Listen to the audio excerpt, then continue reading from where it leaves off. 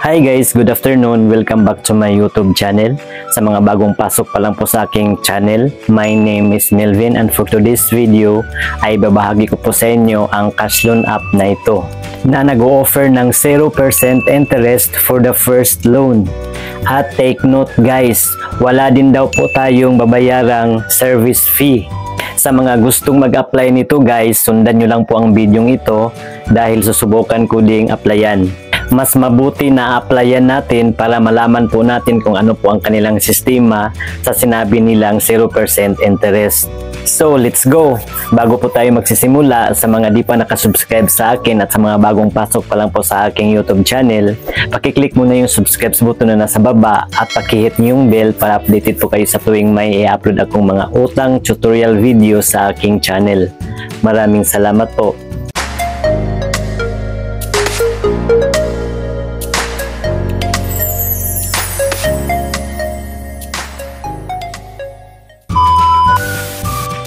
So ayan po guys, ang application na ito guys ay hindi pala natin madadownload dito sa Play Store guys ha. Kaya sa Google na lang natin hahanapin. I-search lang natin Cash-Express. Kailangan pong may dash po talaga guys para mapunta po tayo sa kanilang website. Scroll up lang natin guys and then i-click natin itong may Cash-Express. Cash-Express.ph. Get first online loan for 7 days with 0% interest. So ito po yung sinabi nilang 0% interest guys. So we'll see. So a-applyan na natin. I-click lang natin itong apply for loan.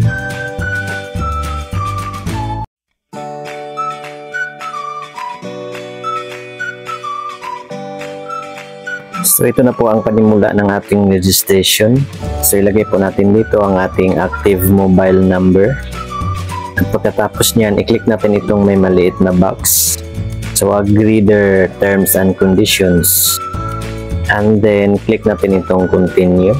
So mag-send po sila ng 4-digit verification code sa ating mobile number na nilagay. And then click submit. So dito na po tayo magsisimulang mag-fill up ng ating personal data. So una po natin ilagay ang ating pangalan, sunod ang ating middle name, then apelyido. Next po ay itong mandatory ID type. So ito po yung mga valid ID na tinatanggap ng Cash Express guys. SSS ID, UMID, passport, national ID, driver's license, postal ID at PRC ID.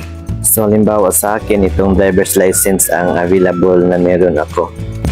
I-click ko lang itong driver's license. And then, ilagay po natin dito ang driver's license number. Next po yung ating gender, ating kasarian. Next, ang ating birth date, buwan, pitsa at taon ng ating kapanganakan. So, piliin lang natin dito. I-click lang natin itong may mga box. Next po yung ating email address. And then click natin itong continue pagkatapos nating ma-fill-upan itong step number 1. Next po yung ating residence address. So i-click na natin itong mga box dito para makapili po tayo ng ating lugar na kung saan po tayo nakatira. Tulad ng ating province, city or municipality, kung ano pong barangay, street name, at kung anong house number, building number, block and lot. At dito sa resident type guys, tip ko lang po sa inyo guys, yung nagpapautang na wala pong CI or credit investigation, lalong-lalo na dito sa online loan application, ang dapat pong ilagay natin dito sa residence type guys ay itong fully owned. Halimbawa, nangungupa lang tayo ng bahay. Huwag po nating lagyan ng renters kasi hindi po tayo ma-approve niyan. Fully owned po talaga ang ating ilalagay. Kasi karamihan po dito sa online loan application ay hindi po naghihingi ng proof kung saan po tayo nakatira. At ayan po, next po yung ating residence sense. So ilagay po natin dito yung pinaka mahabang panahon.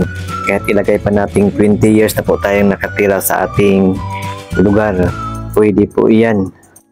At pagkatapos natin ma-fill up pa, i-click natin itong continue.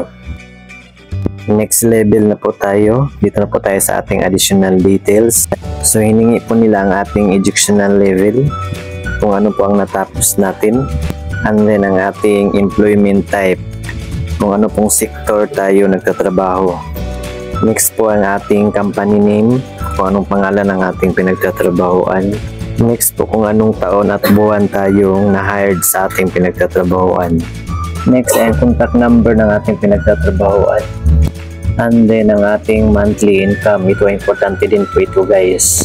Kung maaari ay itong pinakamalaking halaga ang ilalagay natin dito. Dahil isa din po ito sa pagbabasihan for approval. At pagkatapos natin ma-fill upan, i-click natin itong next. So dito na po tayo sa ating marital status. Kung single ba tayo, married, or widowed, and other. Next po, dito na po tayo sa ating contact person details. So, ito po yung mga character reference guys. Kung sakaling hindi po tayo nila makokontak, ay itong mga taong ito na nilagay natin dito ay sila po ang kukontakin nila. So ilalagay po natin dito ang kanilang pangalan, buong pangalan, kung ano po ang relasyon natin sa kanila, at ang kanilang mobile phone number. At may note na nakalagay dito sa baba guys. Isang contact lang po ang ni-required nila. Pero kung dadagdagan pa daw natin ng more pa, ay may higher probability na ma-approve ang ating application. So ngayon guys, dinagdagan ko pa po ng 2 contacts para magiging 3 na. At ayan po, pagkatapos natin malagyan, i-click natin itong continue.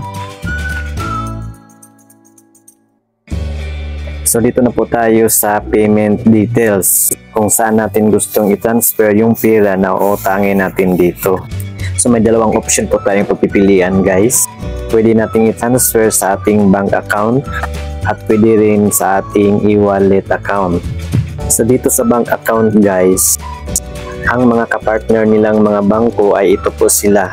Pindutin lang natin itong box na may nakalagay select option. At ito na po yung mga bangko na kapartner nila guys. So pindutin lang natin ang isa dyan kung anong bank account meron tayo.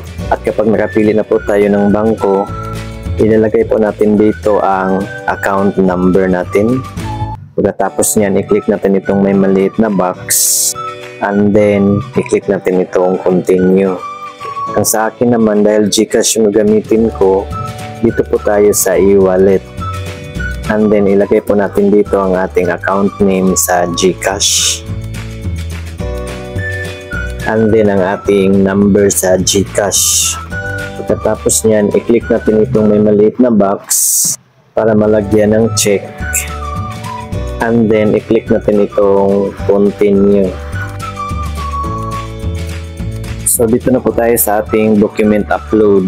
So dito na po tayo magsimulang mag-selfie at mag-upload ng ating valid ID. So kayo na lang po magbasa sa selfie instructions guys. And then i-click natin itong take a selfie. I-fit lang natin itong ating mukha sa frame at huwag daw tayong pipikit dahil mag-auto capture po siya guys.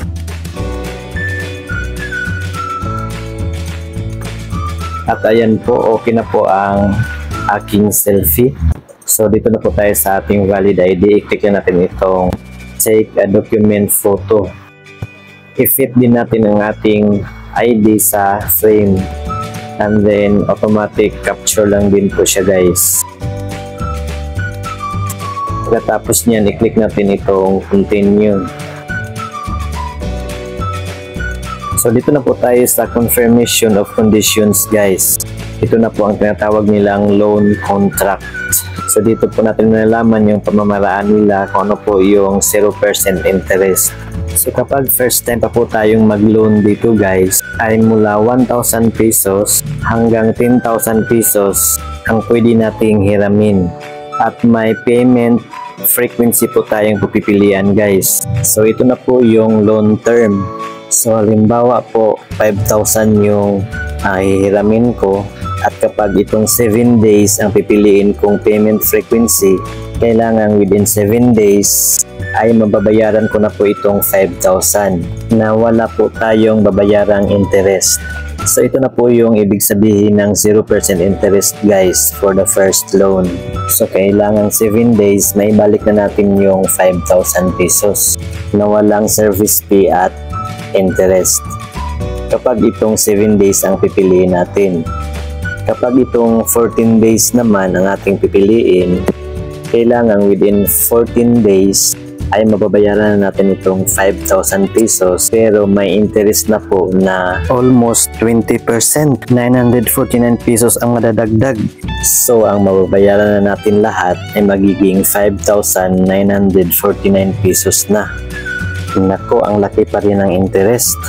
Akala ko 1 month yung payment frequency nila na 0% interest. 7 days lang pala. So yun po guys, kung gusto nyong ipagpatuloy ang inyong application, i-click lang natin itong confirm. So yun lang po guys. Paki-like na lang po sa video ito guys kung nagustuhan nyo at paki-share na rin. So yun lang po guys, maraming salamat sa panonood.